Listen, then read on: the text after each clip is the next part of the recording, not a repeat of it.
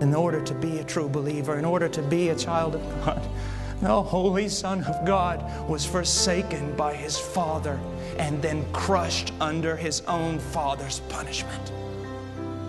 You say, oh, Brother Paul, you've gone too far now.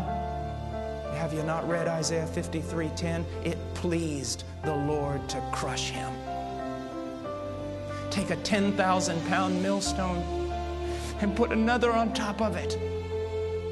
Put a grain of wheat between them and see what you've got when it comes out on the other end.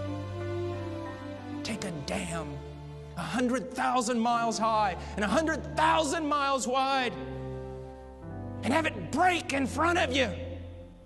And as the torrent of water rolls down towards you to engulf you, to destroy you, all of a sudden the ground opens up and drinks it down, and not one drop splashes to your feet. And so Christ raised His hand up to heaven and took the wrath of God, that great cup, and drank it down.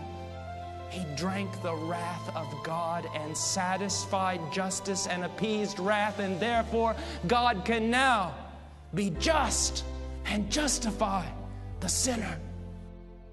This is what He's done. This is what He has done. Puritans spoke a lot about repentance, not only from sin, but repentance from good works. You say, what do you mean? There is a real sense in which repentance is simply this: you give up from trying to justify yourself. You just quit. You see that every one of your most righteous deeds is within filthy rags, and you detest them, and you throw them to the floor, and you stand there before God and say, Lord, I am going to trust, place my confidence exclusively, only in what your Son has done for me. And if that very thing, if what He has done for me is not strong enough to save me, then I will go to hell, because I will not trust in another thing.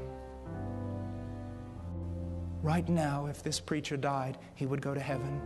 Not because I spent years in the jungles and the Andes Mountains of Peru. Not because of piety, devotion, or Bible study. Not because of denominational affiliation, baptism, or participation in the Lord's Supper. If I died right now, I would go to heaven because 2,000 years ago, the Son of God shed His blood for this wretched man. And that is my hope. And I expect that that scarlet thread is strong enough to hold me when I swing out into eternity upon it.